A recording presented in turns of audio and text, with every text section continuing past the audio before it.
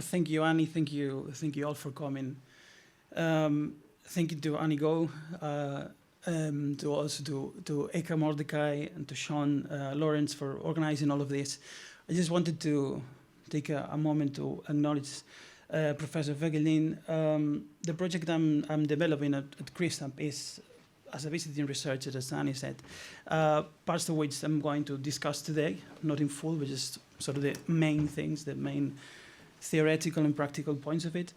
Would definitely not be the same as Salome was at my supervisor. And I think it's also in terms of listening, I think it's important to always acknowledge these processes of listening, also in mentorship and in academia, which could be, I know most of you are students, could be a lonely time. So having a good supervisor, someone who actually listens and gives you feedback is essential. So I just wanted to say what I say in private, but I also wanted to say in public this. I'm very grateful to Salome for her mentorship. So what am I going to talk about? I know you get your fair share of theoretical input in your BA and your MA, whatever you are sort of engaged now. So I'll be concentrated on the personal research, which I think is of most interest to you, and the curatorial processes that they gave way to this project, to this current project around ruined pianos. I think it's important to get to show the personal ways in which research develops. You know, there's some material for books, and there's some material that is for things like this. So I encourage you now, and I will encourage you further to just get some questions and write some things, get in contact with me. I will also put my contact afterwards in here, so we can have a discussion and an open exchange.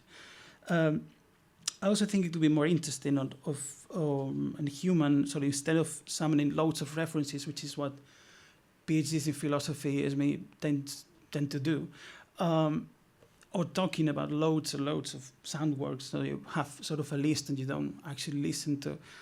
I just concentrate on these very few personal things that I sort of extracted from my personal research and process in this through this time. So besides taking from a personal point of view, I think it's more necessary now than ever. Why? I think it's evident, but it doesn't really go without saying. We have to say it. We live through very fragile times, and we live through times that make us feel rightly vulnerable. And it's right to feel vulnerable. It's the human thing to feel vulnerable. Just this past week, well, you know most of the things I'm going to say, but still, sometimes you have to just listen. And Trump won. Parts of Valencia, I live very nearby, and I know people who died there, were flooded.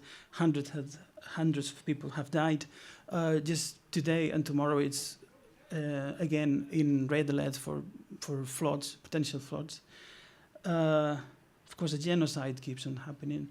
So with all that in mind, I think it's very important to keep sort of away from very strong certainties and very male ideologies of sort of closeness, autonomy, and being sort of fake strength, and just sort of admit and begin with vulnerability.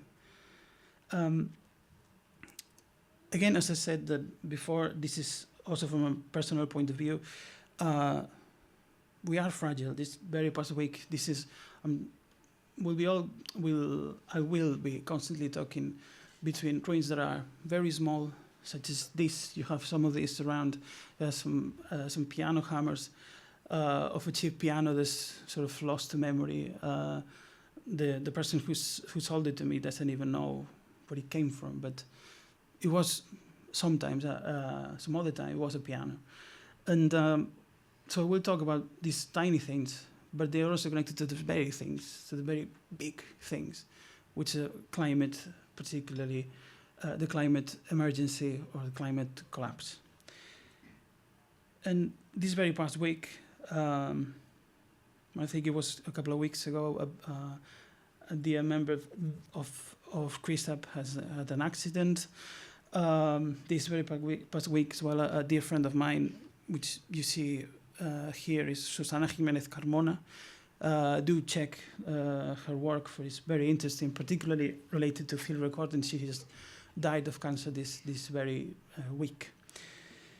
What is the problem, and what is something I want to sort of concentrate myself on? I think the more vulnerable you feel, the more difficult it is to think, to move. Stress does that, anxiety does that, depression does that, and sort of this flow of things. And as students of a London university, quite a lot of you coming from abroad, I'm not talking about strange things. It's just things that most people feel, and it's right to feel. So at the very beginning of what is philosophy, Deleuze and Guattari, and as we'll try not to do too much quoting, but let me just reference that, said, quote, "We only ask for a little order to protect ourselves from chaos.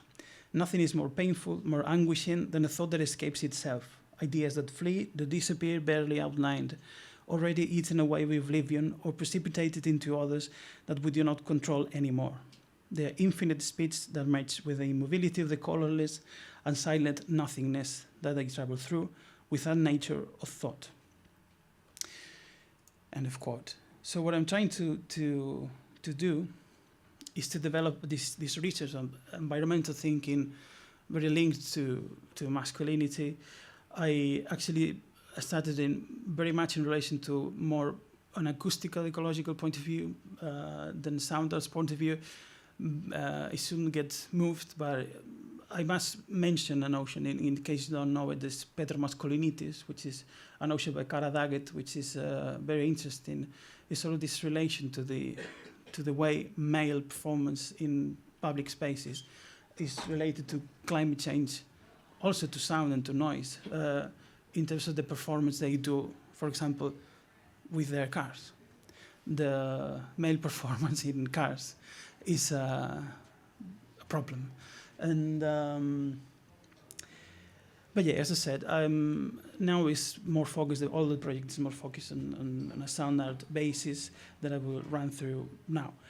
So what I'm trying to develop is a little bit of thinking, which I think, again, I will insist this is an open exchange on environmental thinking, masculinity, and improvisation, precisely through this sense of vulnerability that I wholeheartedly believe we should declare.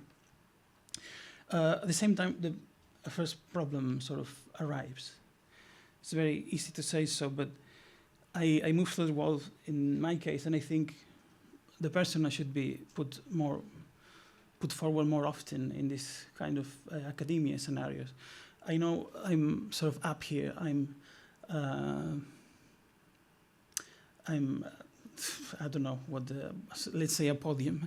I'm over a podium. I'm supposed to have a different title than you, so this distance. But I have always tried to declare, and I think it's important all professors do this, declare their privileges. For example, I'm cis male, so this is one thing that I can never sort of escape, and I have to sort of declare because I'm sort of navigating through sound studies through this very privilege, which constitutes a barrier. This is a first sort of problem or paradox in relation to listening, because in understanding others, only listening, I think, would alleviate or help alleviate, but not resolve sort of these barriers.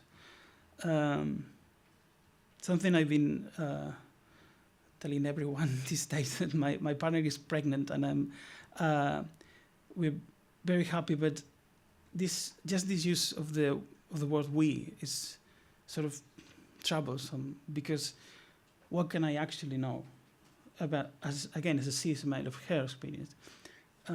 Nothing really. I can listen to that and I can approach her and but there's always a barrier there. So we inevitably arrive, and I hope I will conclude the more theoretical sort of input with this, the central problem of knowledge. But before, I just want to put forward this idea that I'm very much convinced of, that for knowing, and I follow bell hooks on that. Knowing means understanding, sort of experiencing, feeling. It's not the idea of autonomous thought from the Enlightenment, you know, a serious male that gets closed the door of his office and sort of creates a wall, and they say, this is truth, and deal with that. So my understanding of knowing, in the same way as my understanding of listening, is a bit different. I think it belongs to a realm of understanding and interconnection. So systems and vulnerability.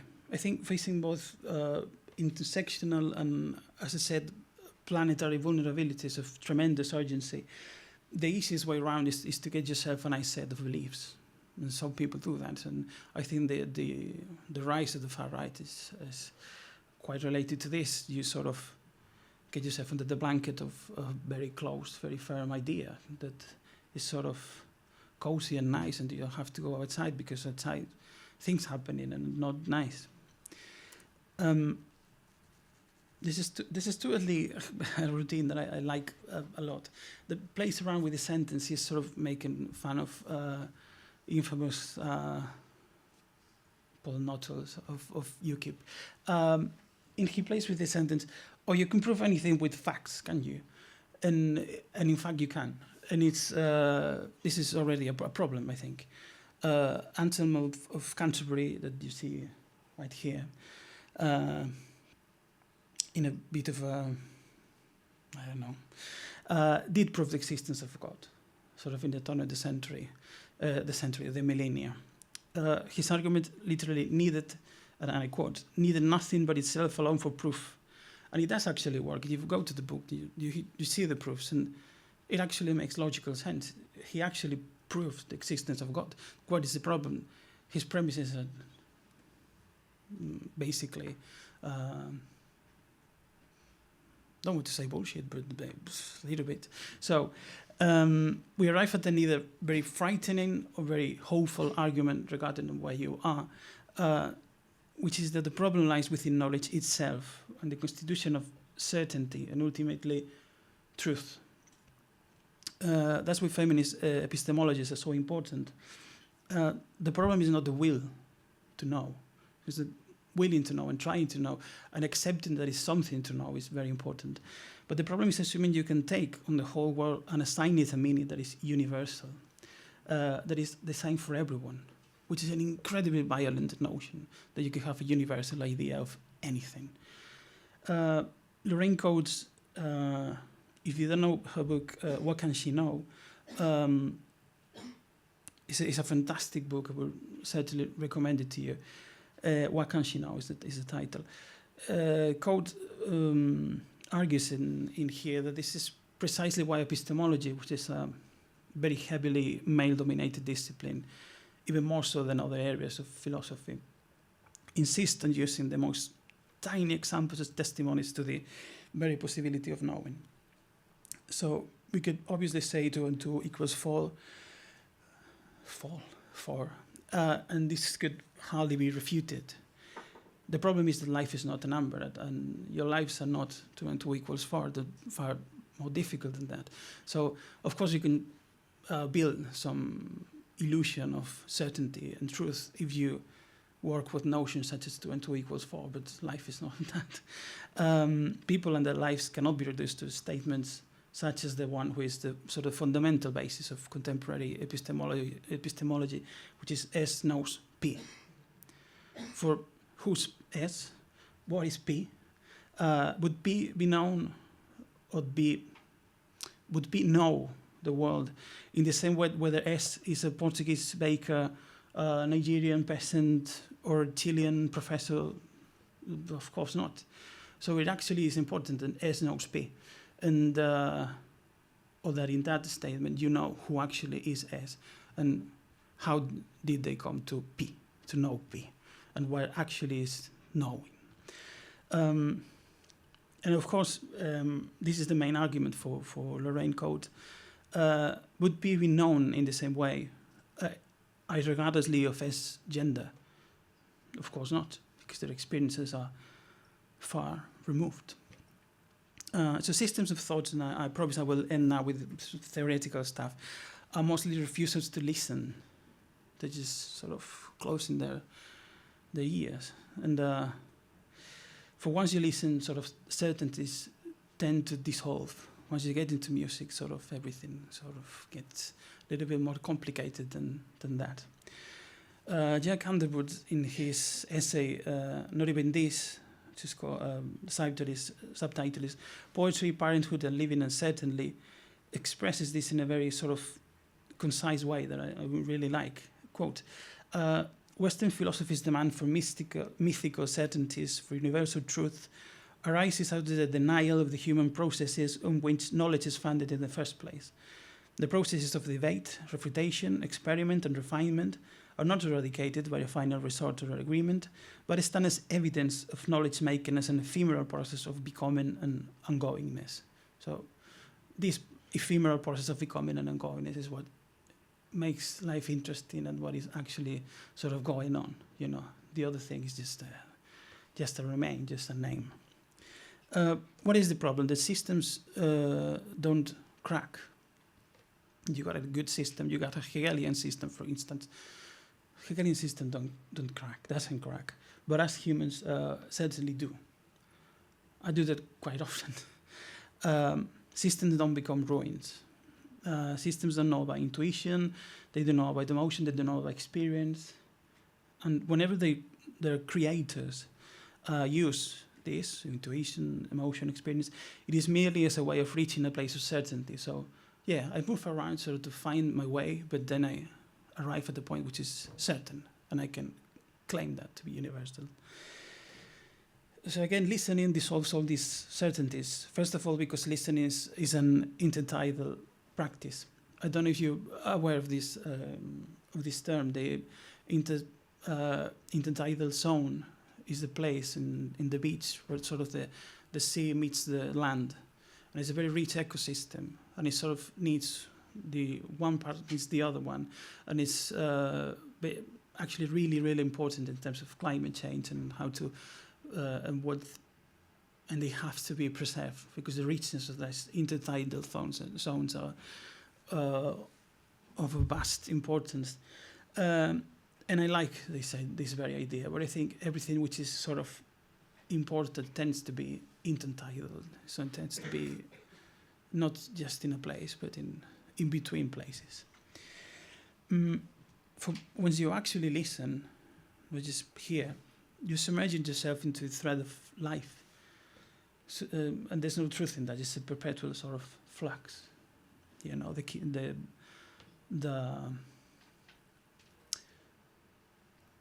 forget the word. The movement of the sea keeps on going. Waves. I forgot the word waves. Okay.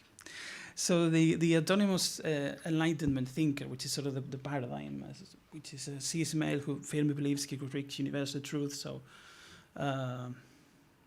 you know the type, thinks he can actually do that within the very limits of himself. Fichte would be the sort of the paradigm of this, but it was the same actually with the Romantics, in a sort of inverted way, but it was the same, and even worse with Enlightenment-minded from the 20th century. I mean, positivist, rationalist, structuralist, they all basically did the same. They believe in sort of this zero grade, for example, in terms of structuralism. And I'd say in this sense, Lacan serves as a particularly strong contestant in this sort of belief in systems, for I think it's ravingly mad what his work is going at.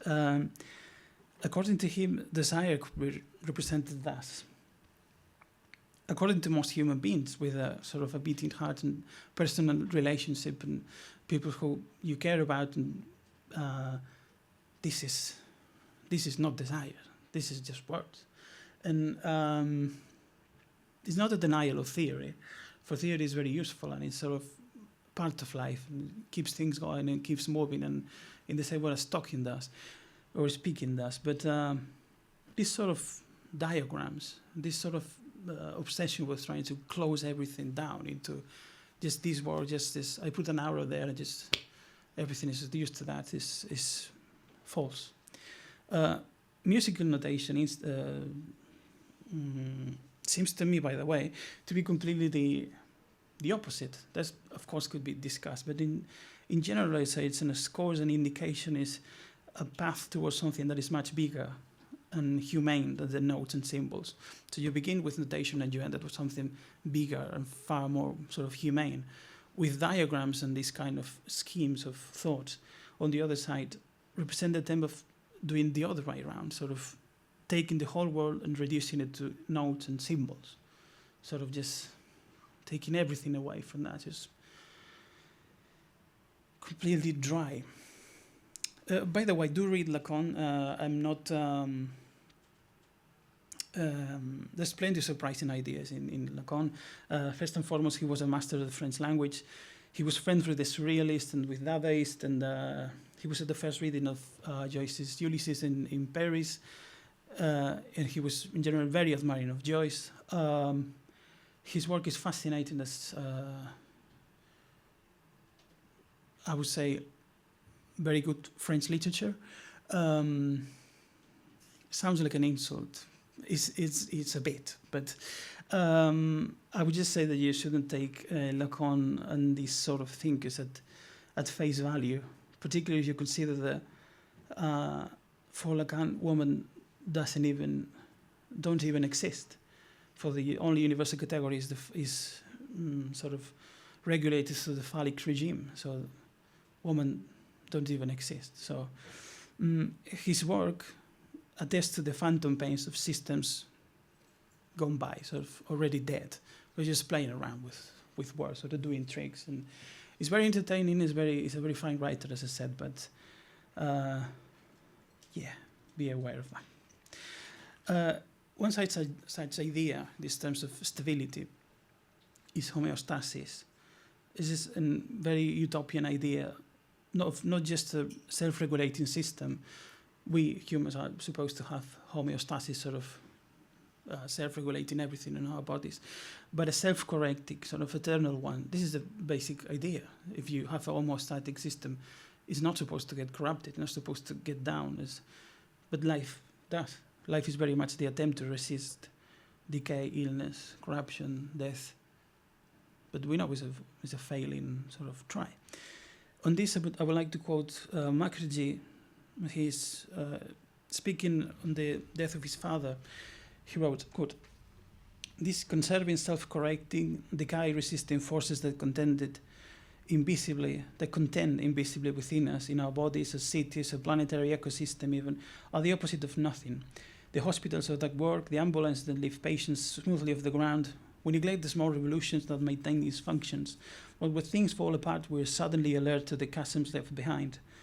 If we could measure homeostatic stamina, if we could somehow capture and quantify resilience, we might find a way to conserve things worth keeping before they fail, or for that matter, learn to break things that we wanted broken. It is easy to notice the kind of activity that drives change. Stasis, on the other hand, requires a more vigilant reckoning." End of quote. The problem, of course, is that life goes beyond such reckoning. Change is, in the end, inevitable. His father died, and, It is precisely for this reason that some of these thinkers, in all the closeness and apparent sort of confidence, appear to be so completely lost in the world. Again, Underwood, writing to his very young daughter, who is starting to read at this point, quote, "Your brain," so again, speaking to a toddler, "your brain, thoroughly calibrated with thousands of year evolution to choose the efficiency and safety of finding repetition over the vulnerability of living in a world perpetually new, is ready in itself for the nameable world. In time, you will simply accept the limited version, its habitual roll call, and so you will reduce your reality in order to know it." Basically, in that way, sort of being an adult is sort of reducing the options, sort of making the path more clear, and just go along through that. And my thesis is that sound allow us to sort of steer this very ground, this troubling ground, to confront these very ideas, and to begin not with rules and sort of closeness and close ideas, but with the living bodies that we are, and we are surrounded by, as we are now. Mark Peter writes a professor of yours, has written some very important things in relation to field recording, and from an ecological perspective. And in lieu of the dialectical oppositions, such as subject, object, I think listening could help us apprehend the essential sort of blurriness and ambiguity of life. Whenever you try to catch something in actual real terms, it always escapes you. So on ruin as subjects, this is why I think we should stop conceiving ruins as close and rarified objects. We will now go to the pianos. Is still a very close, very iconography-based, rarified object. We should start thinking about them and ruins in general as living, multi-species, intersectional subjects. There's a very important sort of turn in this, sort of considering a subject or a number of subjects. Sort of ruins are the heritage of those alive, and at the very same time, we carry the ruins of our future. A ruin, as I said before, could be as small as a photo of your late grandmother. It could be the whole planet dying in front of us. My interest in the notion of ruin clashed with my sound arts research very early on. But the fact is that I've always been fascinated by unusable sort of file formats, ruined instruments, glitches on CDs, the sudden jumps at the needle of the record. This has always sort of fascinated me. These sort of small, little tiny mistakes, in sound and sort of clicks. But in the aftermath of the pandemic, I discovered a very special object that allowed me to develop this particular project sort of further. In Morille, which is a place in Spain, Salamanca, maybe Salamanca, there's this place which is called a museum mausoleum. It's also called a cemetery of art, but its official name is museum mausoleum. And the clues in the name, under the ground, there's around 60 or so artworks that just lay there, not as if they were buried, but they're actually under the ground with a headstone. I think, yeah. There are sound pieces, there are sculptures, there's mail art, and there's even performances. In this case, we've seen here Esther Ferrer, which is one of the most interesting European performers of the last decades. Do check her work out. She's happily still alive. He went through, he was in CGAC, he was very connected to Fluxus, he was sort of a pioneer of feminist performance and happening in the 60s. And she did one of her performances, see here, performance a varias velocidades, a performance at various speeds. It lies there. She started doing this performance in Paris decades before, in 77, I think. No, 87, sorry. And here she did it for the last time. And so as such, the performance is buried and it's marked with this sort of headstone. To my surprise, I discovered also a piece by Juan Hidalgo. So I know you will know him. Do you know Juan Hidalgo? Could you raise your hands if you rings a bell? No? It's it was very so you sort of put yourself in the proper sort of place or chronology, Fluxus, let us say. In fact, he formed a sort of a collective called CGAC, and Maciunas approached Hidalgo in order to sort of absorb CGAC, and Juan said CGAC should absorb Fluxus. But it was basically on this same sort of kind of work, so to speak. He was a queer artist and composer. He was one of the pioneers of this type of happenings in Spain. And of course, because of the dictatorship, of Franco's dictatorship, he basically made all his fortunes elsewhere. He made his career mostly elsewhere, in the company of people such as Cage, who he think was his father, or Tudor. And he was a participant, for instance, in the infamous, which I think you would know, in the 66 Dias, the Destruction in Art Symposium, the one with Yoko Ono and all the Fluxus people. And So let us see what happened there. This is a video from 2010. Let me just clarify a bit before. He went to Bari a portrait. He also did photographs, he did painting, he did almost everything. And he went to Bari a portrait of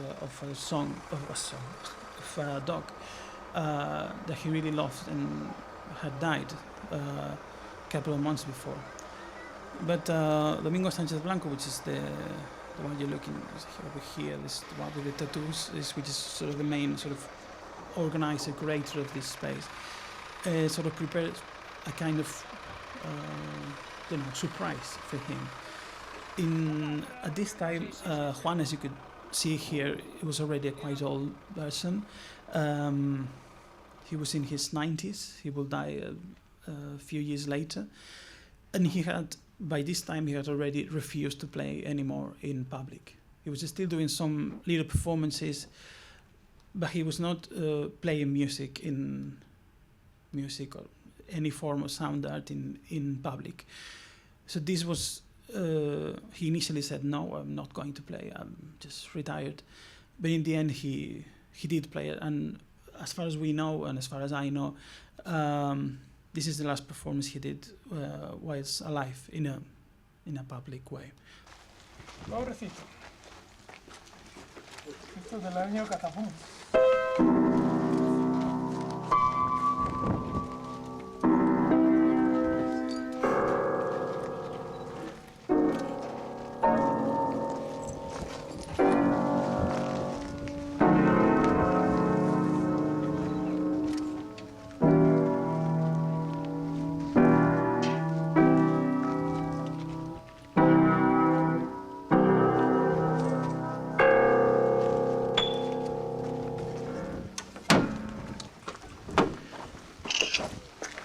So now what you will see is that the piano gets enclosed into a sort of a crypt. They actually call it a crypt.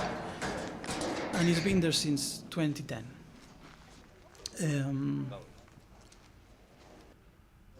So we should continue. What happened? I then started a rather cryptically named ruined Piano Observatory. This observatory is just an excuse, sort of a place, or a name, an excuse for an open exchange, sort of practice-based research, which at the time was already, we have people participating from all places. We have people in the US, we have people in the UK, we have people in France, and we are sort of trying to advance in this research. But I wanted to invite all of you, since you are sound artists, and doesn't matter if you are students, you are artists. If you do art, you are artists. So I would like to invite all of you, and I will put my contact, as I said before, to you, because I would like to know what you think about this, what your positions are on this. This is invited for, this participation is sort of open to everyone. As I was talking before with Professor Go, maybe we could do there's a possibility of doing a workshop by next year regarding this. Maybe we can install the piano, maybe some other instruments, sort of let it ruin on here. And the ideal will be, maybe I'm putting just to you because I would like to do something that interests you. And so I would like to know, how do you perceive ruin for your own perspectives, from young people's perspectives, and different backgrounds, different genders, different everything. And how do you feel about it, about these ruined pianos, about this precariousness of life, about planetary collapse? I think ruin is a very interesting sort of way of thinking, also to collapse and the global collapse. So I will try and arrange something of the like, and you could contact me in the meantime. But just to have an instrument so you could play it, touch it, write about it, sort of critically fabulate around it. You know, the notion of critical fabulation is It's a Hartmann notion, very interesting one. Maybe we could end up with a little exhibition at the end. So in any case, it's just open invitation to send ideas through. And okay, but how do I understand this piano? And just for just so you know, the difference is on the left side you have the piano in 2010, and this is the piano last year on the right. So all the iron has get rusted, and all these images we have been seeing is actually how the piano is doing, sort of under that sort of closed iron. I think this way of sort of ruin, of seeing ruin and listening to ruins, it allows us to see pianos and other sonic ruins as the opposite, as I said, of a fetishized individual body. We're dealing with the myriad bodies of Earth. In fact, we're dealing with bacteria, we're dealing with viruses, we're dealing with things that we can see, things we cannot see. We're dealing with memories, we're dealing with decaying wood. If you are around there, the plants that are around keep on changing. Seasons come and go. Sheep actually sort of go around in circles through this area. It's open, it's just an open space, open land. You see bees, you see all sorts of insects going in and out, and all this is part of this piano. There's not a clear cut in between the bees and the piano. So the most recent action I created there was the performance of Ross Polita. Ross has been playing with ruined piano since '87. Don't know if it rings a bell, if anybody knew him. No? He had a sort of a beautiful encounter in Kew, which is Western Australia, where he lives, where he found his first sort of ruined piano. He was sort of on vacation with his family. Someone is extremely, I was going to say ruined, no, is asleep. So he has this very beautiful encounter, as he was repeatedly reading about, of a piano that he said it was played by the weather, and a piano in which you can only, you have to, he doesn't say that, but in talking with him, he sort of, how do you say that? Well, he says it's true what I write in an essay I write in relation to this, that the improvisation has to be improvised in itself. So you cannot go through, if you do improvisation, if any you do sort of improvise in any way, in analog or digital way, in whatever form, you usually have your preferences, your philias, your phobias, your inclinations. You go through this mode, you go through this scale, you go through this. Well, you can find things that rings with you and the kind of places where sonically you are more comfortable. But you cannot do that with these kind of pianos, because you go and press F and there's no F. You go, there's nothing functions. You know, this, he talks about non-workers. They actually work, but in a very different way. So no matter what you're trying to play, the piano will play whatever they want. He's a creator of several piano sanctuaries around Australia, an enterprise that Jesse Battle, which is one of the leaders of the World Forum for Acoustic Ecology, keeps on doing now, sort of, and I'm also doing in Salamanca, in Morille. He has written various books, both on ruined pianos and also on Zen teaching. He's a master of Zen. So I really recommend you check his work as well. But the thing is, Ross is now almost 80 years old. I wouldn't have dreamt for him to come to Morille, so imagine making a trip from Perth in Australia to Salamanca, so it's basically the middle of Spain. But the minute I talked to him, we were in contact, and I told him about this piano. He said he wanted to go and play it, sort of pick up the iron bit and sort of take it out and play that piano. And since I'm the sort of the curator of the thing, I could make that happen. And his health actually delayed our plans for some time. For that is what happens again and again. we all get sick or old or both, and he's old and his knees are failing, and he was constantly very, very tired, but he wanted to do it, and he actually made it. So finally, just this October, he was able to make it. He came all the way down from Australia. We actually stayed for a week there, as with his son Julian, who's a professor in urban design at the University of Western Australia. And what I will now play is a little bit of the Ross performance, without the actual video, but I want you to focus on the actual sounds that could come out of the sort of a ruined piano. So this is him playing this piano that in October, and this should actually be the sort of premiere of what may or may not become an album.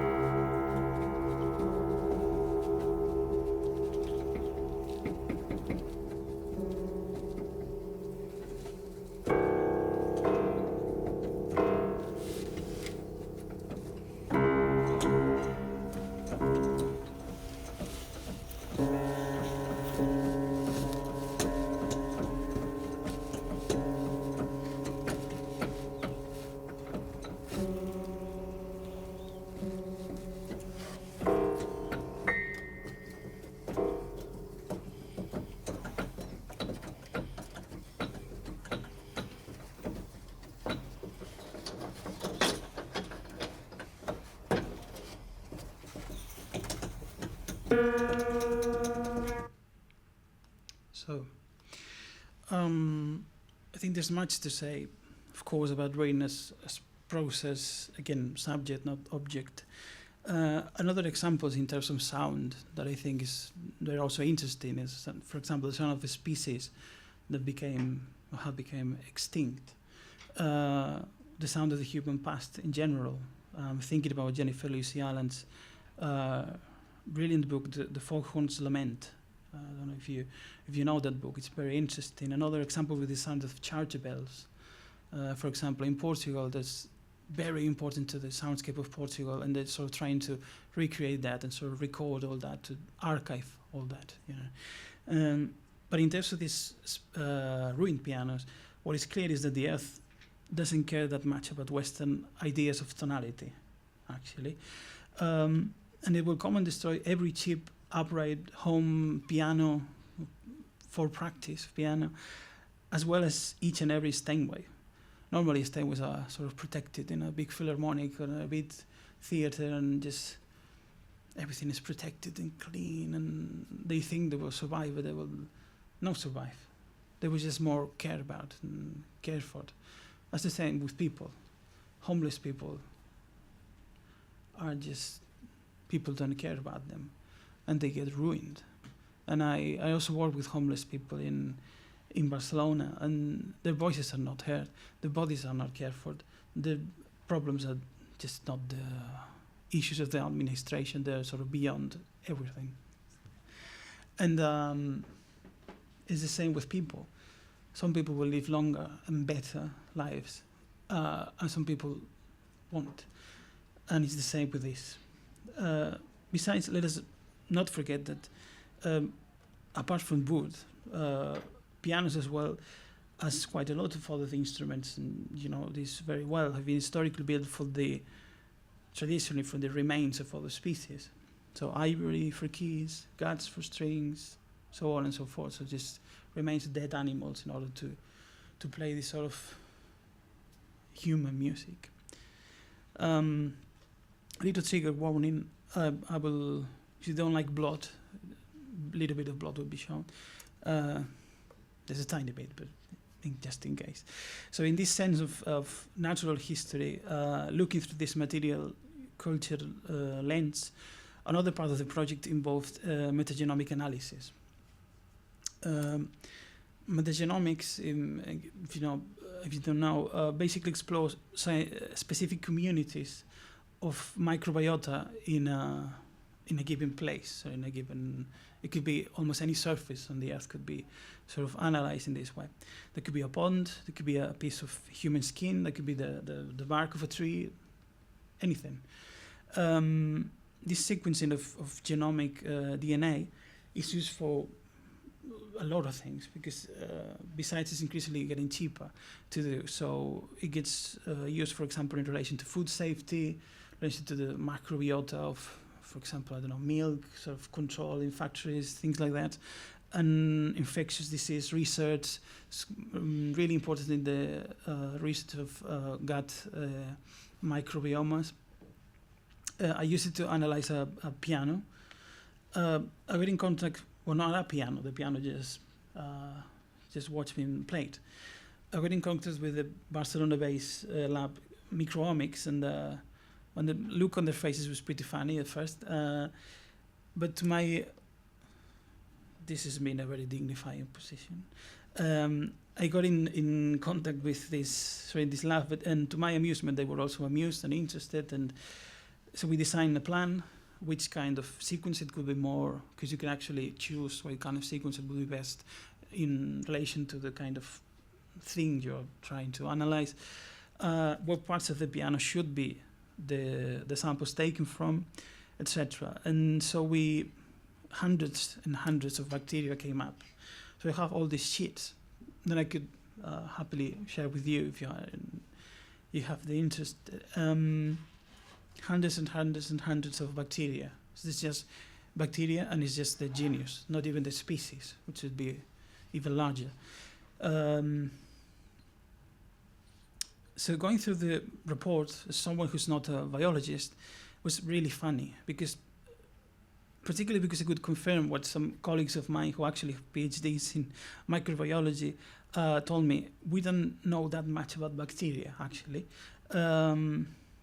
In the big scheme of things, we actually know quite a lot of things, but this quite a lot means nothing in relation to the world. So there's all this human sort of arrogance that what we think we know is just an irrelevant, very tiny bit of what is there. Quite a lot of these fairly common bacteria, because I mean common for they are present in Western Europe, which is the most studied area, and which is what it fills the most of the databases, as with animal species and a lot of other things, were non-recognized. Even in this piano, there's some bacteria that even the databases where it sort of holds every bacteria that is known, they just even recognize that. Others were discovered in recent years. The majority of them have changed genus or species classification. I just have opened here a page for the genus Lactobacillus, which is the main one, the most present. This is basically found in vaginal microbiota. It was the one whose percentage was larger in the piano. And if you go through that, you basically see sort of the going ins and outs and all the continuous mistakes that biology have to make, so in order to arrive at where it has arrived. And it's sort of all these changes in nomenclature and everything, and you have all that are just different species of of Lactobacillus. So as you see here, number of child taxa with a validly published and correct name, so agreed upon, so to speak, is 50. But total number of child taxa is 325, suggesting this only one bacteria.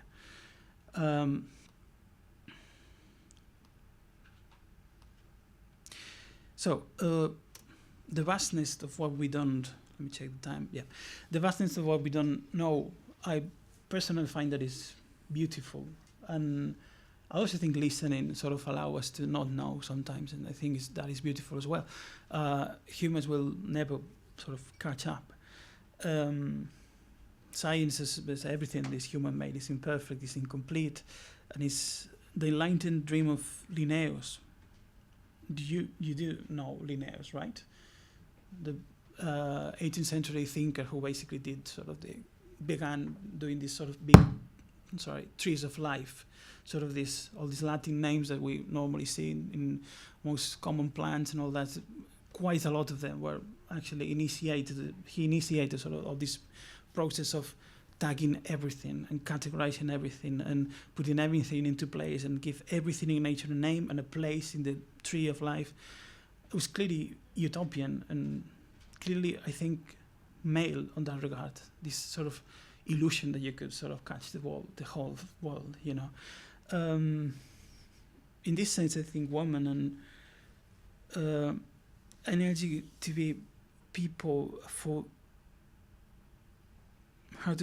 they have been historically charged with the task of care, know that things are far more difficult than these sort of big, nice, close ideas. Because the logical representation and these imaginary trees of life won't ever tell us much more than that. It's just names and tags. But people who, women, both cis women, trans women, LGBTQ+ people, know this, and they are the ones who usually have the burden of care, so they know, and they listen more, and they listen better, and they are sort of historically been the subjects of that. And they tend to go to look for concepts full of life instead of sort of us cis males, I think. More change, more they listen more to change, to care, to vulnerability. So it seems more human, more subtle, more real, I think. I've done my fair share of reading about ruins, and I really constant that the idea of ruin, particularly privileged cis males, tends to be absolute and speak of the past, sort of past glory, past history, ruin churches, ruined empires, all these kind of things, sort of with a background, some sort of epic soundtrack, or something like that. And with the Romantics, it was sort of quite a little bit the same. At the same time, female experiences get frequently entangled also when confronted with ruin and ruination, and the process of ruination. That's what Ross call it. With tales of resilience, tales of survival, tales of care. And I think caring for the broken thing, not writing hymns about it, is a female and queer experience, not male, cis male. For we've never been the carers of our elders, traditionally, historically, or the cleaners of our houses, or the nurses of our children. So we actually listen less, I think. This is why I think it's important for cis males, particularly to speak publicly and openly about desire and love. But only doing that from a position of being first and foremost listeners. So, you know, not taking any places which are not ours to take. Let me quote bell hooks again. Quote, taught to believe that the mind, not the heart, is the seed of learning, many of us believe that to speak of love with any emotional intensity means we will be perceived as weak and irrational. And it is especially hard to speak of love when what we have to say calls attention to the fact that lovelessness is more common than love, that many of us are not sure what we mean when we talk of love or how to express love. No wonder she follows. No wonder then that we are collectively unable to confront the significance of grief. just as the dying are often carted off, so that the process of dying will be witnessed by only a select few, grieving individuals are encouraged to let themselves go only in private, in appropriate settings away from the rest of us. Sustained grief is particularly disturbing in a culture that offers a quick fix for any pain. She also quoted, this is from All About Love, and she quoted a beautiful sentence by Diane Ackerman that I also wanted to quote. As a society, we're embarrassed by love. And if you go to, this is me speaking, if you go to academic, scholarly conferences, you won't hear even the word love or desire for that matter. Then I was going to say a lot, but almost never. People don't tend to think about these things when they're the actual things that basically I think matters to most of us here now. So I will follow the quote by Diane Ackerman. As a society, we are embarrassed by love. We treat it as if it were an obscenity. We reluctantly admit to it. Even saying the word makes us stumble and blush. Love is the most important thing in our lives, a passion for which we would fight or die, and yet we're reluctant to linger over its names. End of quote. Listening, I think, is a way of cultivating awareness of where we are and who we are, cultivating that very knowledge that not only leads to a better understanding of the world that surrounds us, but to a stronger way of sort of loving each other, and we have to know each other before we actually love each other. So as a way of ending remarks, I was just make some comments. This is a different piano. This is located in Berga in Catalonia. The world is sort of overflowing. I think is the proper word to use. Desire is overflowing, and sound demonstrates all of that. And particularly, I think ecologically and consciously made field recordings and sound that had a special capacity of dealing with this sort of overflowing. Desiring energy, that sort of transsexual, eternal, all-powerful need never dies. If anything, it transforms. So our dreams will be the dreams of others, our fetishes would be inherited and diligently executed by other people. Our phobias will become other people's phobias. Our fears will dissipate into the air as like nitrogen oxide does. Intimate fondness and absolutely impure loves for this or that book or this or that landscape will transmute into the random flow of desire. But it will go on. Our bodies will be other bodies, but the flux will continue. The only thing that remains is the ruin. There is the excess at the same time. It's not the carcass, it's actually the excess, the process, the difference of that is desire, the infinite crackling of life with all its ups and all its downs. The machine never stops. But I think we have much to gain if, instead of rejecting this process of trying to prevent an unstoppable flow, we start from the scar itself as a place of enunciation of this intertidal poetics, that is politics, that knows us above all to be vulnerable and in need of each other. The only thing that I'll dare to say to you today with any degree of certainty is that what we all share, even though in very different ways and intensities, is vulnerability, uncertainty, and need for love. Things that can keep us in contact with each other and what we all need. Patriarchal masculinity is an enemy to all that, but intentional and conscious listening is our ally. Listening as a form of empathy must be epistemologically developed and systematically so from a feminist and intersectional perspective, and Ruin, I think, can help us in such a task. So with that, I thank you very much for listening, and please don't hesitate to get in contact through any of these ways, and if you have any questions, I will be happy to answer.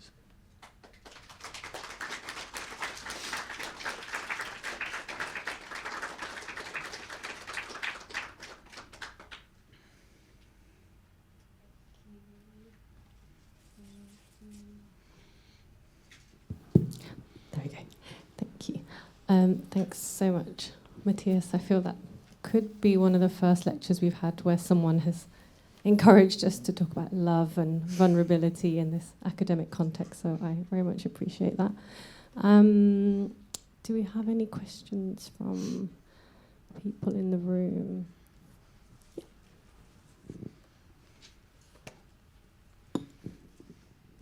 Thank you so much. And the concept of ruined piano is like really meaningful and deeper. Because I only know the idea of prepared piano before, and I'm wondering if the relationship between the ruined piano and the prepared pianos, because like in the result of the sonic experience, I think it's similar, but I don't know the ruin is intentionally ruined or is like ruined by people, by nature, or it's definition of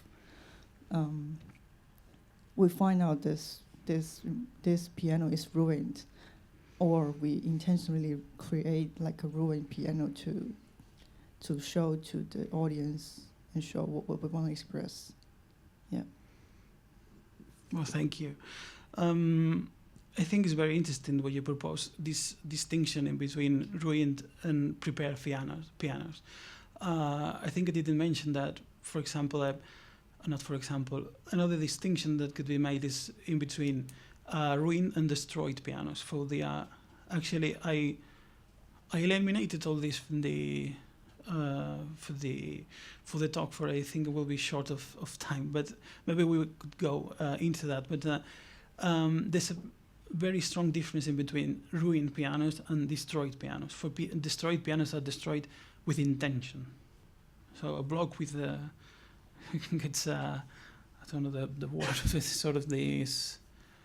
Well, he chops the piano off, as we have seen quite a lot of times, and it's getting the trick is sort of getting a bit boring by this time. But so there's one thing, the destroyed piano. There's another thing, which is the ruined piano, and there's another different thing, which is the prepared piano.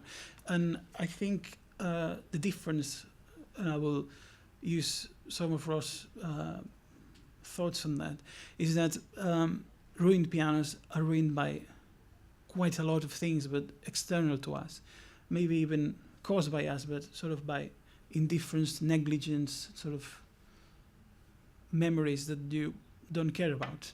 Most of the ruined pianos that I sort of collected and put in the sanctuary, or that I encounter, are just in places that are abandoned, or just in garages. Just is your grandma's piano that you don't care about. It's just a hindrance, and it's just something that's occupying space. So you can actually buy on the internet pianos with non-cost. They just say, "Come and pick this piano. It's just bothering me. I need more space in the garage, so I just don't care." So most of the pianos are these upright, sort of cheap house pianos that are just ruined precisely by this sort of negligence, indifference, sort of letting go. And the difference with the prepared pianos, this is something Ross told me. He was sort of very diligent in preparing his pianos, because he knew Kate and he knew what was supposed to do. So he knew all these trinkets and things that he has to put in there. So to prepare it a la Cage, but it was all human. It was 100% a human and very controlled process. So you get the sounds which are quite often sort of incredible and very interesting, but you are the one creating that and sort of designing that path. When an instrument is ruined, you don't get to choose. So you don't get to choose, I'm going to put this and that, and then a little bit of that over there. And it's the same with improvisation. And you cannot really do that in a ruined piano, because it simply masters over you. It's like playing with nature. You cannot sort of overcome nature. It's just not possible. So I think there's a clear difference in that.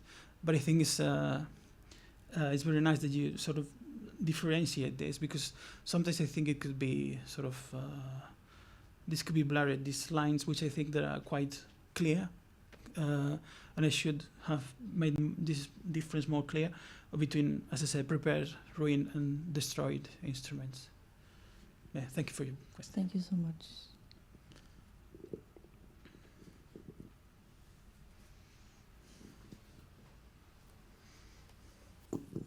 Yeah, thank you for that. That was great. So maybe the piano that is being played there is like a hybrid between the two, because when it's like left, the expectation is that it's going to be ruined, but you're not the one ruining it. So it's almost like a collaboration between non-human in like a prepared way. Would you say that, maybe? No, I think you're completely right, because it was a decision, but it was always a sort of a decision to leave a piano in these sort of places. So I'm conscious about intervening in that through that process of ruin. So the idea, I don't know if you know about conservation theories, sort of heritage conservation theories, and this basically I think is a very illustrated through this opposition, which is very cut clear.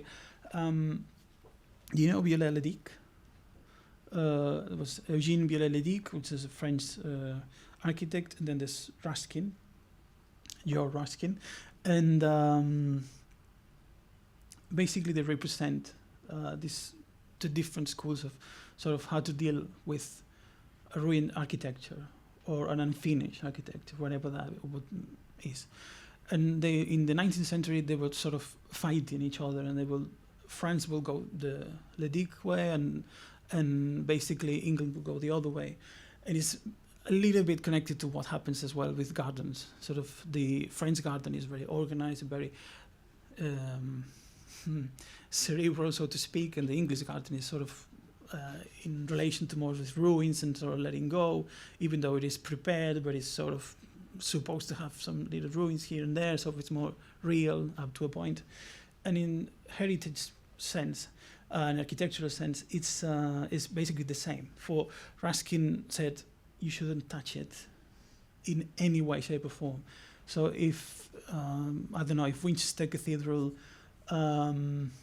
falls down, then it should fall down, because we are the ones responsible for that. We shouldn't have cared about that, and we haven't. So this it has a life, it's a body, so we should, mourn that loss, but just let it go, let it see what happens. And he was even opposed to just putting some column or some, I don't know, some temporary sort of things just to something for not to collapse. He was against even that. And on the other hand, Viollet-le-Duc was the opposite of that. Was the extremely male idea of he think he could end up, which was what he actually did too many times, end up medieval buildings. So he then, quite a lot of French cathedrals that you see nowadays are just 20th century inventions, that architects of that time, Le-Duc between them, just made up. Most of the gargoyles you see, Notre Dame, all this kind of thing, it's just a made up thing from like a couple of days ago, so to speak. And but he was convinced of that. I mean, he sort of did that with the conviction of having to do it in this way, because that was the sort of the destiny of these buildings, that they have to continue its path. And sort of he even not just restore, but even finished buildings that were unfinished and left unfinished for any other reason. So I think intervention is a very interesting point that you make, because we always intervene, either by negligence or by just letting it, But what I'm trying to do is sort of to put it to artists, put it to, curate this, as I said, in a way of an observatory / sanctuary, so to let it go. So let them go through their processes, let it alone, So I will be on the Ruskin side on this sense. And but yeah, intervention is key. And I think the only times with no intervention has been made is, for example, an abandoned building or something like that. But the moment you discover it, you just intervene just by being there. So yeah, intervention is sort of inevitable. Yeah. Thank you.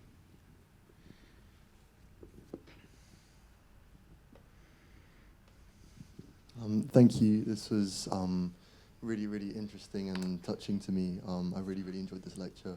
I think you have a really interesting perception of reality and particularly gender. And gender roles and love is something that really intrigues me as well. I wanted to ask, what is your perception of non-binary people and people who like have transitioned their gender and its links to past trauma and kind of ruin through, I don't know, like how they react to that, if that makes sense? And how do you think this could be explored through sound? And do you think love can be experienced in different ways by people who identify as cisgender or don't identify as cisgender, or have relationship-specific PTSD? Sorry, what was the last thing you... Yeah. Do you think love can be experienced in different ways by people who don't identify as cisgender or have like relationship-specific PTSD? So okay. like, yeah. Yeah, I think you touch on a very important issue, because I try to stay away from dichotomies, sort of male-female, because I don't believe in that.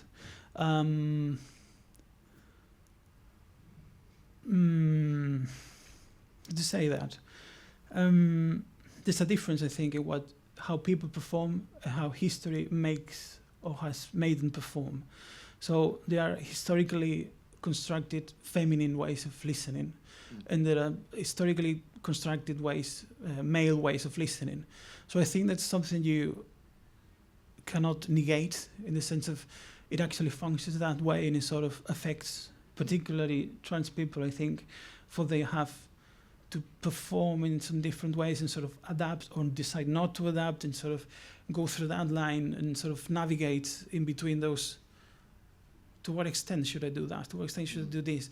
And so I think ruin and pianos and all these things we're talking about in vulnerability is necessarily a spectrum, so not a dichotomy. So I'm very interested, in the same way as I'm not interested in saying subject and object, which I think is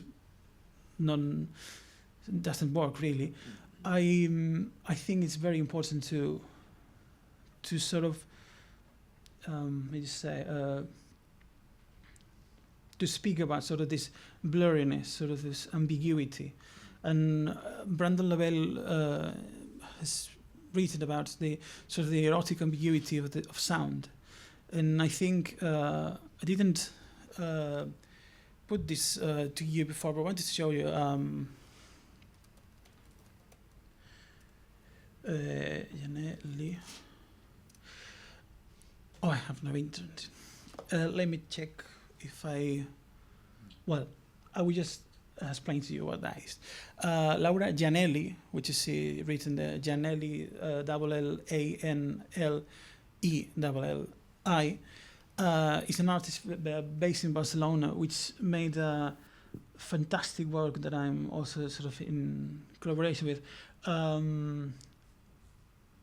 which I think it was called Voices, in which he basically invited a group of people who had already made the transitions, whatever that kind of transition that may be,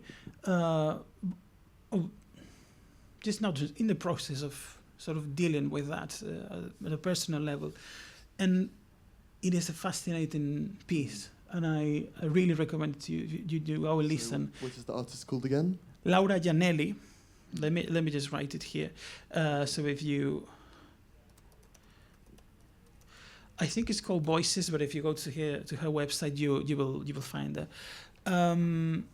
It's a half an hour piece or so of people talking about how they relate to their own voices when their voices started to change. And I actually wanted to create this piece for an exhibition that didn't get made in the end, for the no resources. But it's a fantastic piece, and I think it speaks to this sort of way of how to deal with voice and performance, and what is history, what is personal about you, about your experiences. And it's sort of interesting because they speak about how other people perceive them, how other people react to changes in the voice, and how the people, for example, one of them said, when I talk to the police or I talk to anyone from a public servant or something, I try to put my voice in line with my sort of supposed gender, supposedly sort of assigned. yeah. And so it was very interesting because it sort of goes right to that point you mentioned, that it's everything is sort of intertitled. But the question is, the things that are moving are the ones, or the people that are moving are the ones who suffer the most, because they're the ones who are throwing in and out of that sort of paradigm. So we have a paradigm, and in sound studies, the paradigm exists, and through sound history and music history, it exists. It definitely exists, but as I said, real world is very different. So this is why I'm very interested as well in this process of change, in this process of, well, you are that, but you're also that other thing. And, this sort of the closed borders or closed denominations are sort of dangerous things to sort of play with. So, yeah, I think the trans issue is very closely related to this, I think, in terms of voice. And I want to also recommend Nerea. This is you won't find that much information on her. She's a trans woman, but she's still studying, and she's doing a composition that I wish I could exhibit last year. I think if she finished the composition, I would love to put it in an exhibition. For this performance about her own experience with the transition, and it sort of sets up in and around a sort of a Chesterton poem, and she sort of fabulates how her own voice changed, and there's also this sound, there's voices, it's a very interesting piece. But you cannot reach that, but get the name. You will, I think you will listen, you will hear more about her. And but yeah, as I say, this is very central to the project. Yeah. Thank you. Really appreciate this.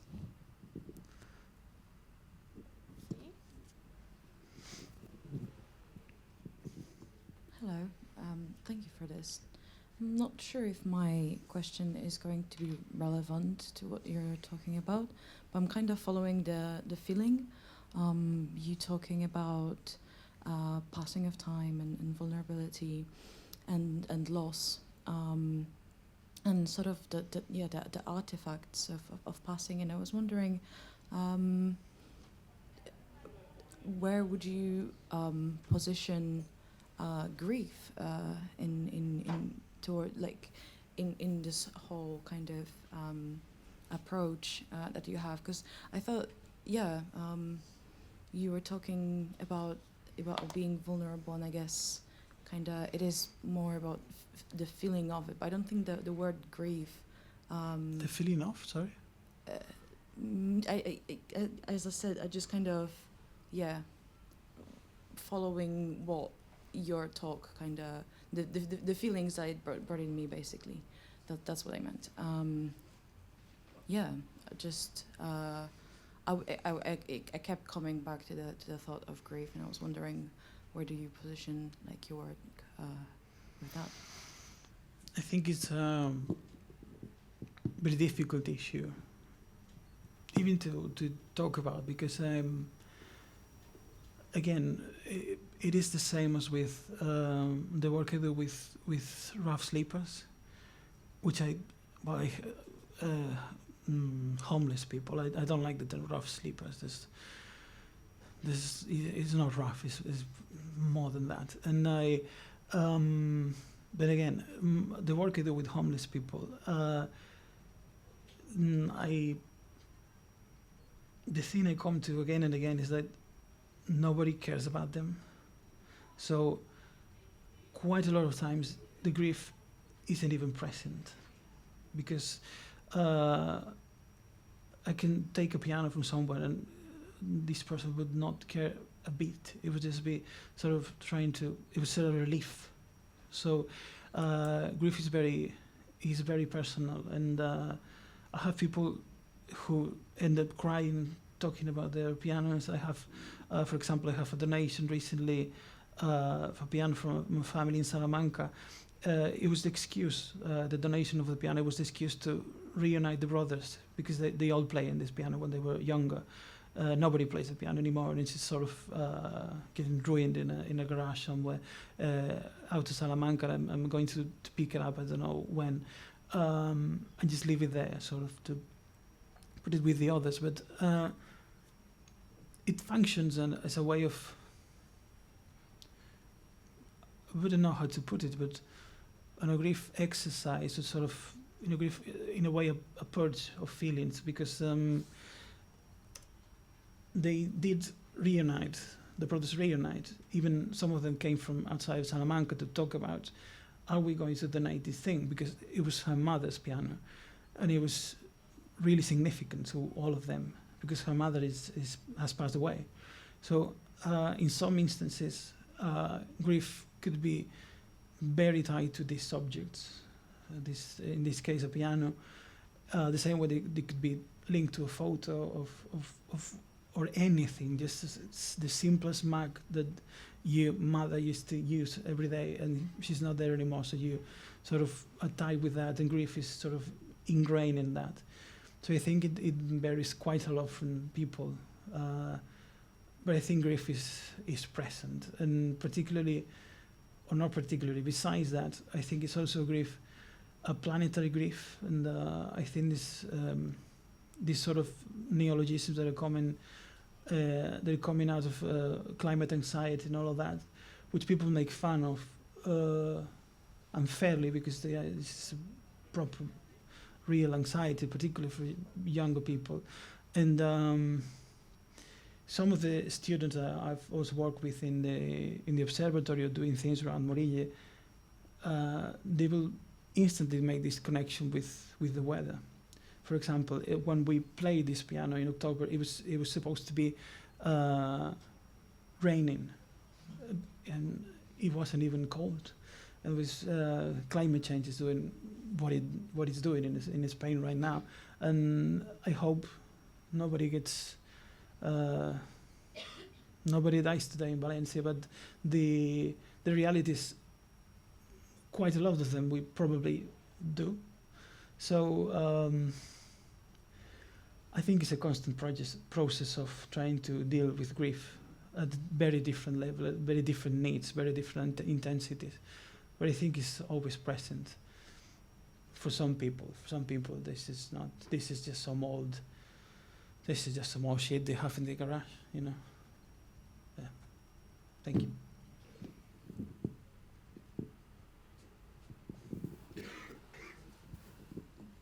Hi, thank you so much. That was a very lovely lecture.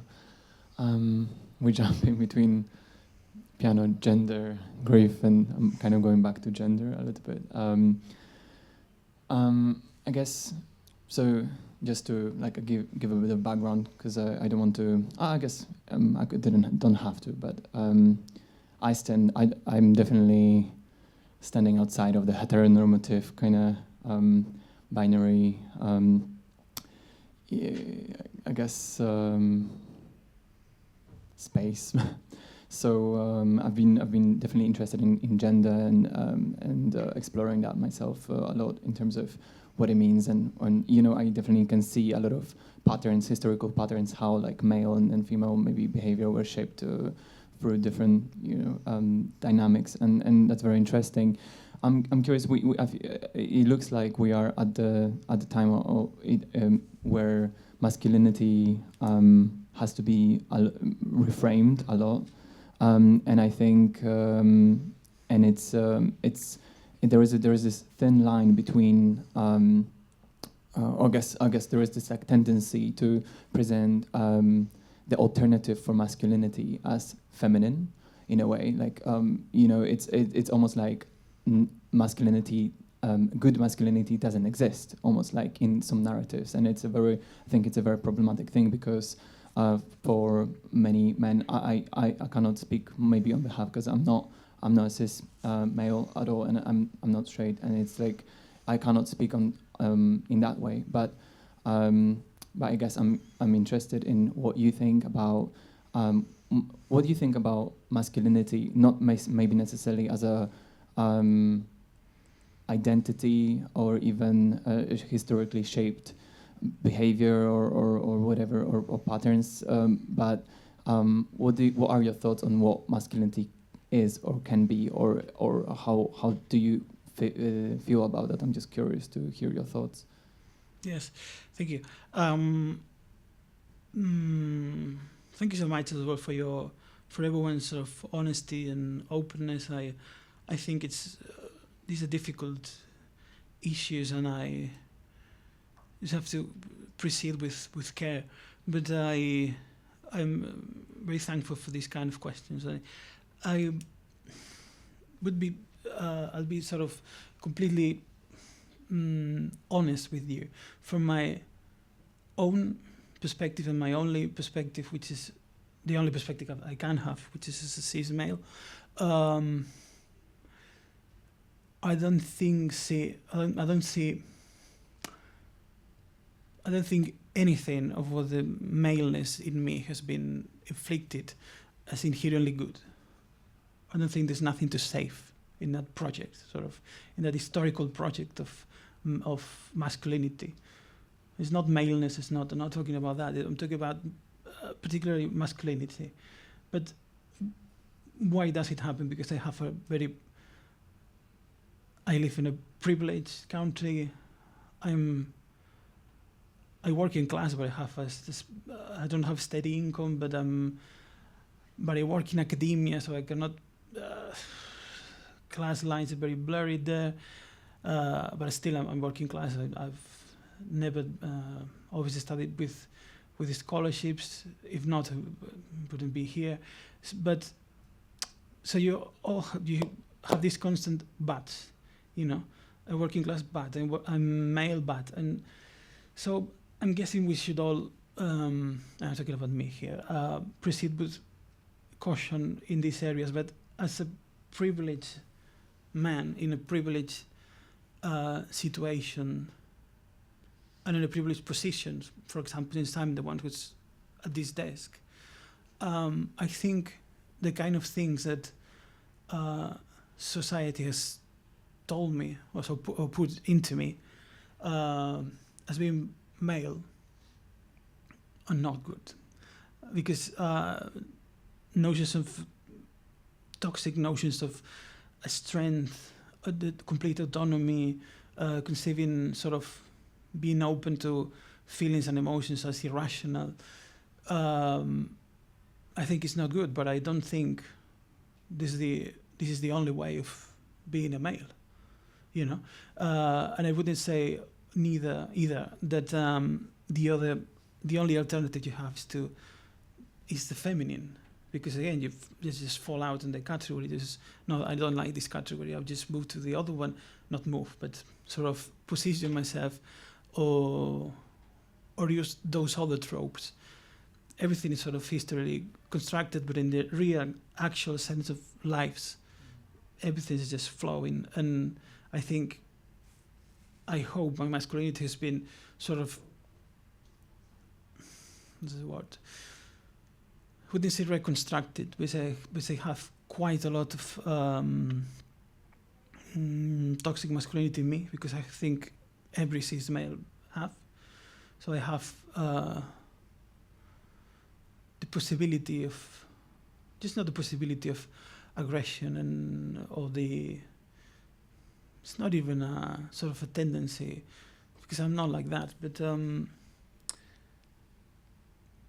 I just have a barrier. This sort of separates me from quite a lot of other experiences that I do not wish to say I am in contact with, because I could never know that experience. I talked about the pregnancy of my partner. I've never known what it means to be a pregnant person. So I cannot put myself into that. So I only know what I know and what I've been through. And it's the same as, I've never been called a slur. I've never been sort of frightened at night, walking around in London, sort of, or anywhere for that reason, for that matter. And so I think I am very wary of talking about, for example, new masculinities. Thinking in Catalonia, for example, where I live currently, there's quite a push for these sort of new masculinities. At the end, this is people sort of try to put the classical feminine traits, sort of historically designed as claim as to be feminine traits, sort of on them, so as a dress, but it's not. I think it's not like that. You cannot sort of. I think there's part of masculinity, and if it sounds harsh, it's not my intention, but I think some parts of masculinity should just be destroyed. But again, I'm not talking about the parts of masculinity, you know, of alternative ways of being a boy. I'm just talking about the traditional ways in which, for example, I grew up. Some of those things need to be sort of banished from Earth. And if Earth doesn't vanish before, the kind of cis male that goes around in a little village in a big jeep sort of performs, you know. I think we cannot sort of negate all this sort of toxicity and actual sort of more than problematic sort of realities of masculinity, I think. But again, I can only just talk from my own experience, and I wouldn't sort of want to mix that with any other one's feelings, you know, or perspective. Thank you so much, for the honesty. I really appreciate that. It's definitely an ongoing conversation now. I'm asking because interested to just learn various perspectives on that. Yeah, thank you so much. Thank you. We have a question from one of our online guests, Daniel. And actually, Daniel asked this during kind of midway, and you spoke a bit to this, but I think there could still be more to say. Daniel asks, what attracted you to working with ruined pianos rather than any other ruined instrument or object? Is it something to do with the playing with the deeply central role the piano has had in Western music over the centuries and subverting that prominence? ? Yeah, thank you, Daniel, I think. I think what I began to get interested in the relation towards in between ruin and sound was in relation to my grandfather. Now it gets confessional. No.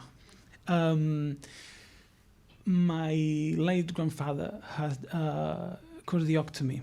Don't know if you know what the cordioctomy is, where you take a vocal cord, sometimes one, sometimes both of them. So I always knew him with a very sort of graspy and sort of grainy and coffee way of speaking, and sort of he had a very particular voice, and he was always coughing and sort of these flames.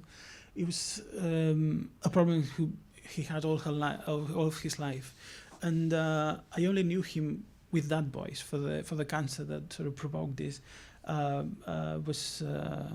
Was gone before I was born, so I only knew this voice, but I think I was sort of obsessed with this. I only mentioned some other stuff, with more trivial stuff. They said the needle jumping over the record and things like that. I don't know in which sense this, or why this particularly attracted me. In the first sense, for I was interested in that for quite some time.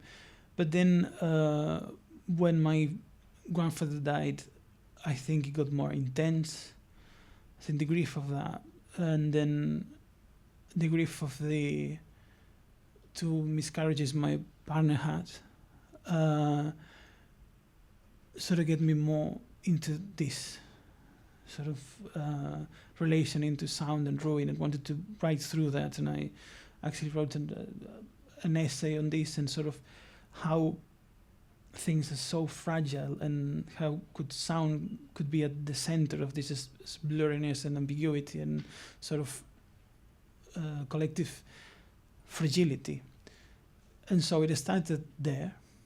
And then I was really sort of amazed. I've always been amazed by the works of Juan Hidalgo, but I didn't know about this work. This museum mausoleum is not sort of publicly, it's not that well known, even in Spain.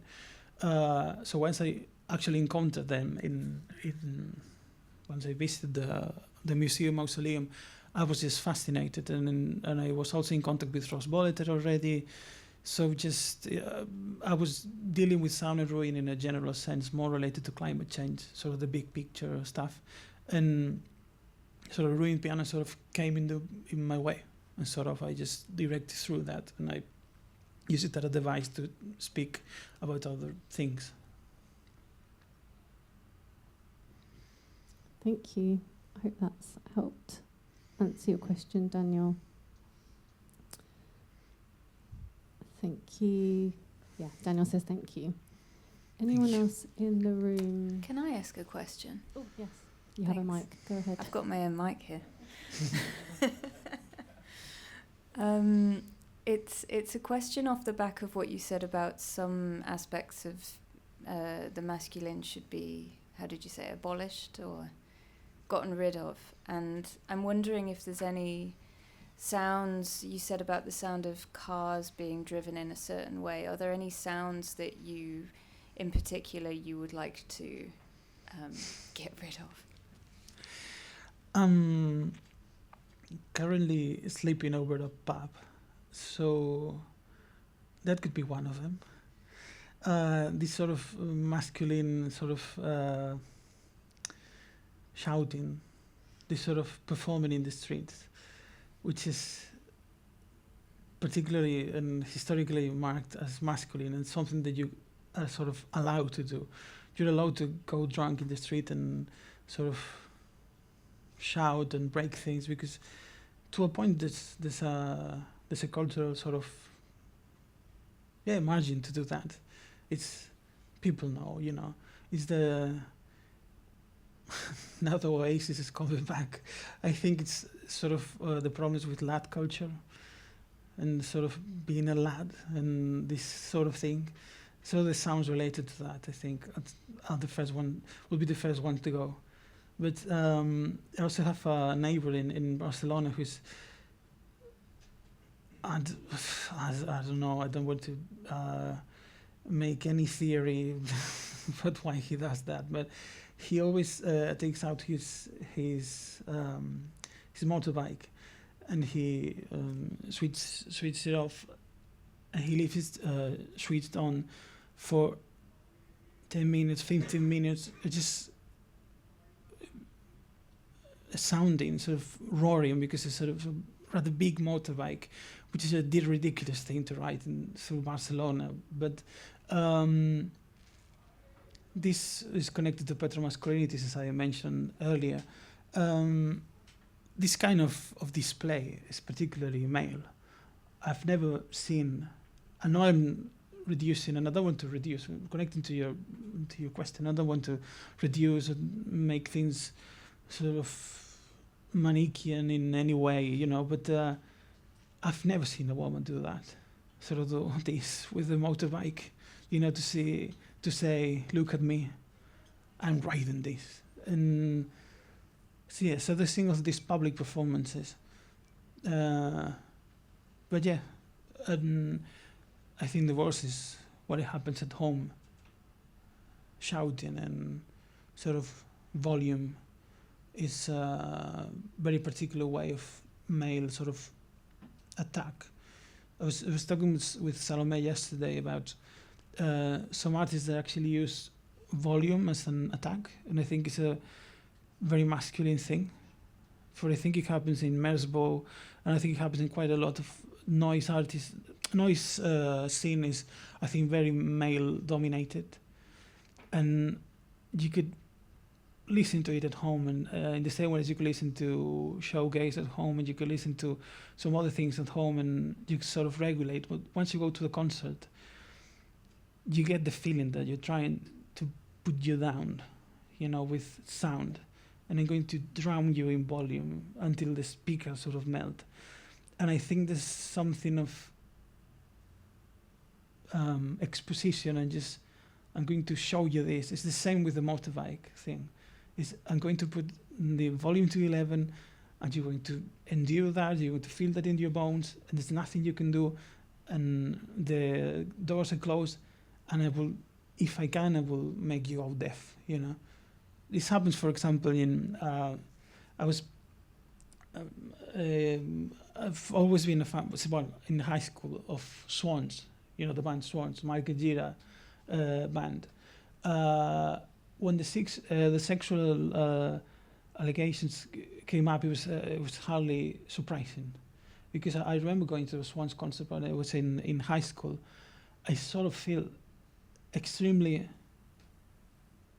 not necessarily intimidated, but I remember going with my girlfriend at the time, that she was very sort of tiny, and she was sort of in between all these sort of big boys, and she was sort of tiny, and there it was completely sort of attacked from everywhere. As the sound, the volume, the voices, the shouting, it was sort of overwhelming, not in any sort of neither cathartic, neither experimental way. It was just sort of, I'm going to shout at you, until you feel frightened up to a point. And then I think this volume is a historical sort of weapon of this masculine performance. So yeah, if we just could tone us down. It actually, I'm reminded of, and I don't remember if this was a piece of writing or if it was recorded voice or if it was even in a piece, but I recall Pauline Oliveros talking about the sound of a bulldozer. Do you know this? Yeah. And she describes it as like a zigzag. A zigzag through the air. Yeah. That wasn't intentional, sorry. Yeah. I think does that relate to what you're talking about? Sorry. I really think so, and I think it's not not to dichotomize, but it's not surprising that most of deep listening practitioners and students are female. I think the scores of Pauline Oliveros are fantastic ways of sort of putting some light over the differences in how, for example, some of her colleagues. Could it be my problem? Or? It's an ongoing issue. It's something to do with the Okay. radio mic. You prefer me to stop, or I? Okay. Okay. Okay. It's the radio mics. Don't worry. So I was, as I was saying, some of the San Francisco tape center behavior was rather problematic, and Oliveros was very different to that. So even when you put that in the context of genre or school sort of colleagues, you can see very big differences. So for example, in Fluxus, as I said before, I didn't include this before because I was sort of assuming I was going to be late to that. But do you know how? I don't know how well familiarized you are with Fluxus and Fluxus international scene, but I think Jorg Maturnas, man, which was sort of the big boy of the thing, sort of acted like he was the main one. And the way he dealt, for example, with Yoko Ono was really correct. It was the same as with the Surrealists, where Breton would actually be the boss and say, you're in, you're out, you're exhibited, you're not. Sort of this, you're out of the ranks, you're named, you're out, you are not going to exhibit with us, all these things. And Fluxus actually, I think, function in this very same way. And I think the most interesting things, Yvonne Rainer, obviously Yoko Ono, Charlotte Moorman, are the ones who are most interested about fluxus, and they have to endure a constant pressure and sort of, well, just simply a very, I'll just say rude behavior by Matías, who was acting like he was his father or something like that, which he was not. And he has no right to behave in those ways. But he actually made the way for some of his colleagues where actually stop it or sort of make it very difficult for some of her colleagues. And he was actually very much in power and much more connected to institutions than some of the other members were. And I think particularly when you come to Matías, I think it's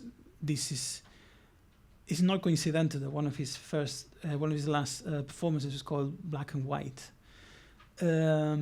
because he actually sort of acted in that way.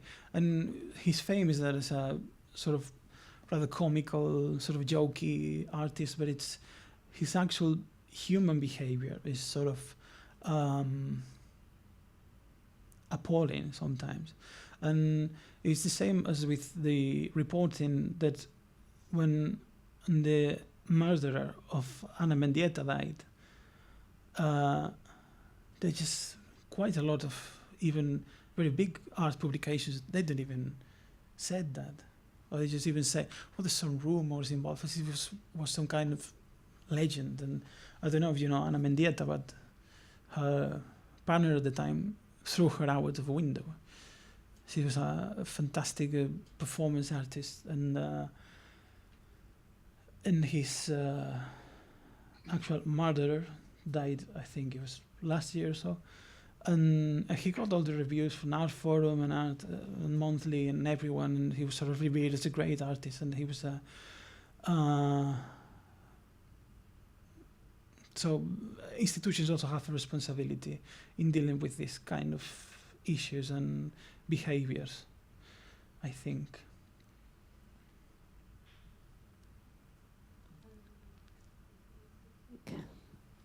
Here we go.